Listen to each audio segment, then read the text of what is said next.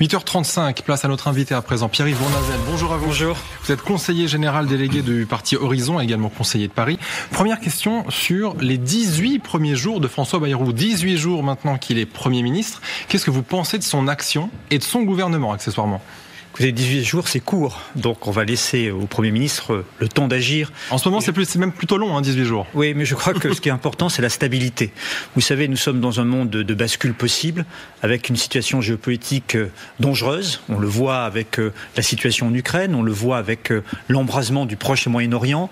On voit l'arrivée de M. Trump le 20 janvier à la tête des États-Unis, avec un certain nombre de points d'interrogation sur certains sujets. Et il faudrait qu'on soit dans l'échiquier. Non, je pense qu'il faut aider notre gouvernement à réussir dans l'intérêt de la France, dans l'intérêt des Françaises et des Français. Nous pouvons rentrer en récession économique, nous avons le danger d'une crise financière. Il est important d'aider le Premier ministre. Et j'allais dire, quel que soit le Premier ministre, il faut une coalition à l'Assemblée nationale. J'espère que le Premier ministre va tendre la main aux sociodémocrates.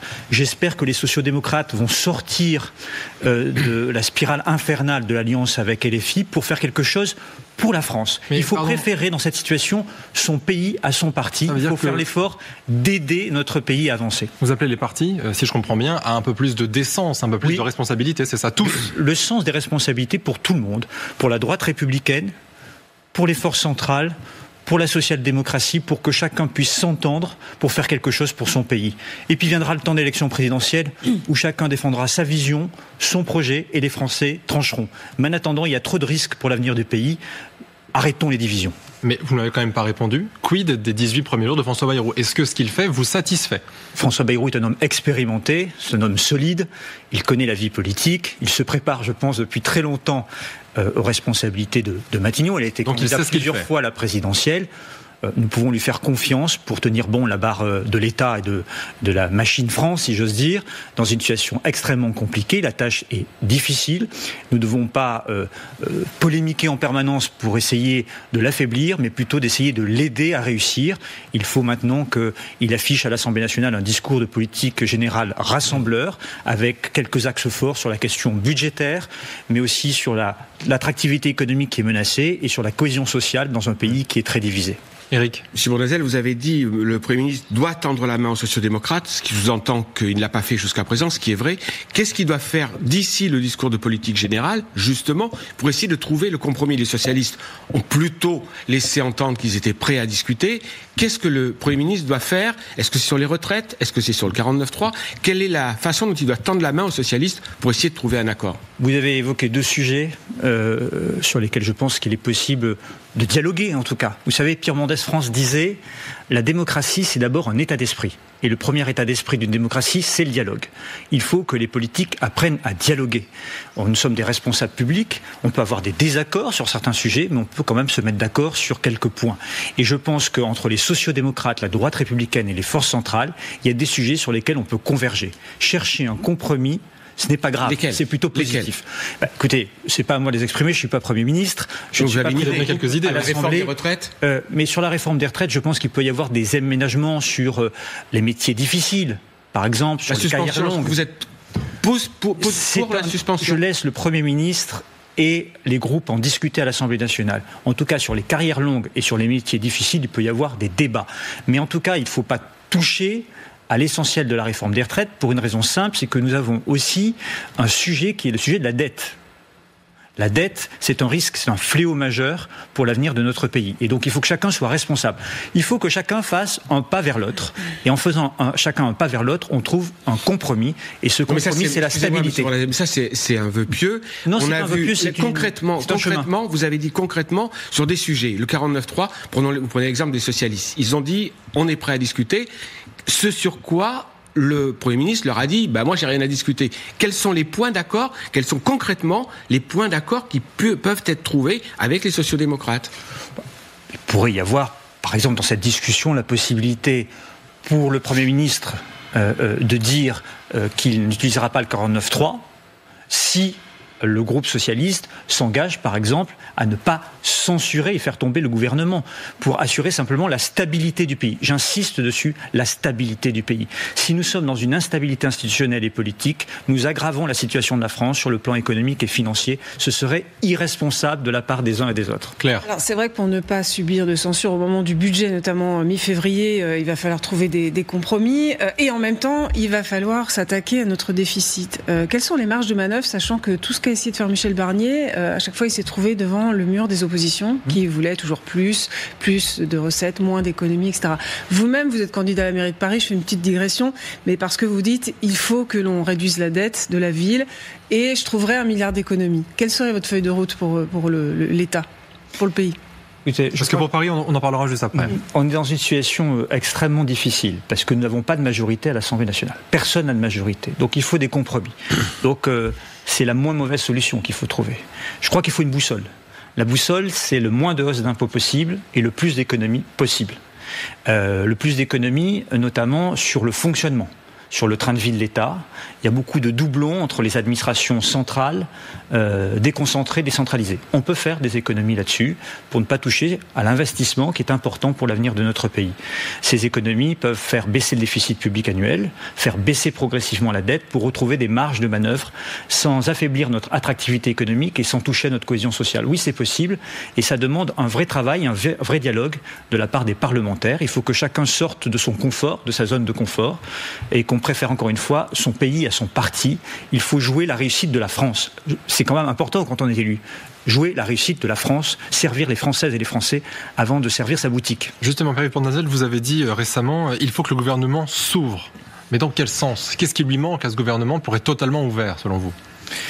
Oh, c'est pas la faute du gouvernement, c'est la faute de la situation politique. Oui, mais qu'est-ce qu'il lui faudrait de plus à ce gouvernement ? Depuis la dissolution, qui était une dissolution particulièrement hasardeuse, qui aboutit aujourd'hui à ce qu'on n'ait pas de majorité dans le pays, et on a des politiques qui aujourd'hui ne sont pas capables de discuter et de travailler ensemble. Et moi j'appelle au sursaut. C'est le moment des vœux. Il faut un sursaut national.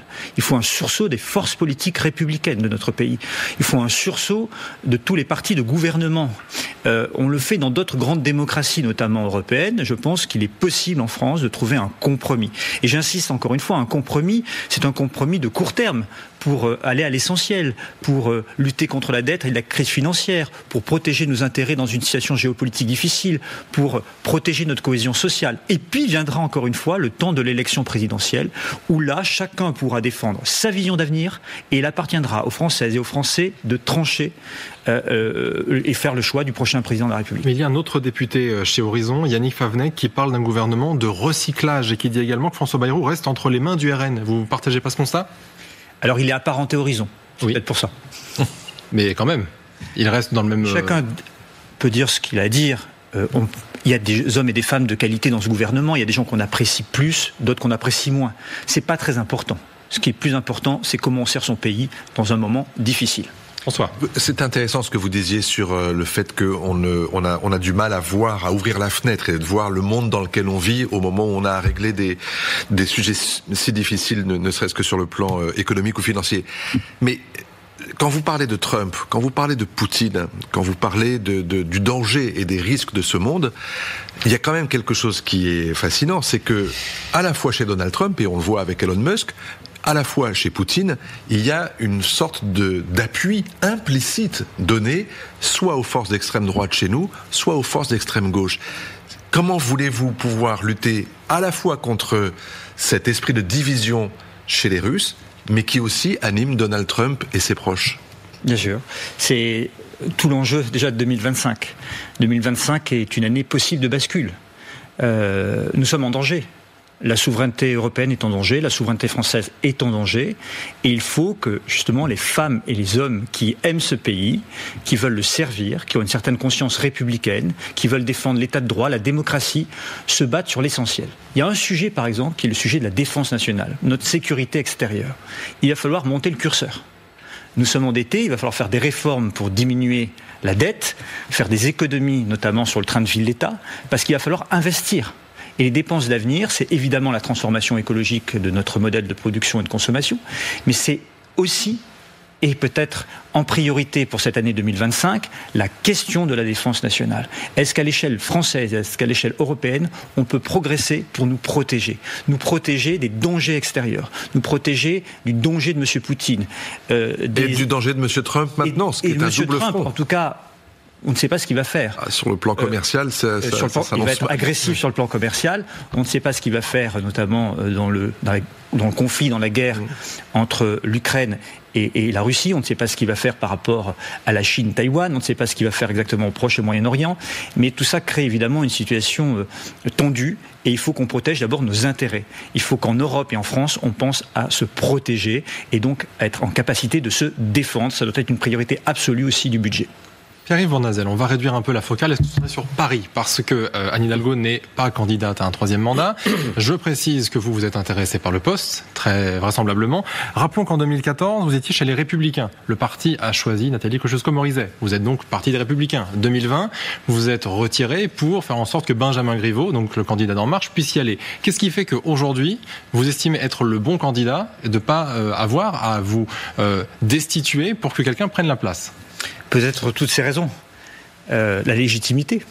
La légitimité d'un élu depuis maintenant 17 ans à Paris, qui a acquis une compétence sur les dossiers, une connaissance de la vie quotidienne des Parisiennes et des Parisiens, et qui est toujours resté fidèle à Paris et au 18e. Au fond, mon modèle, c'est un peu Bertrand Delanoë.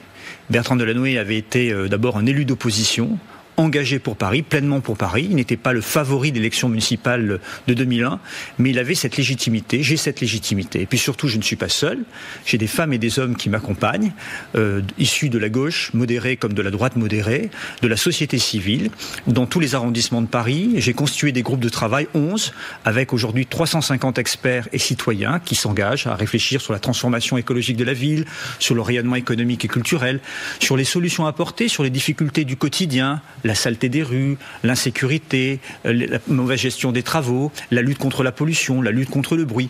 Bref, on bosse.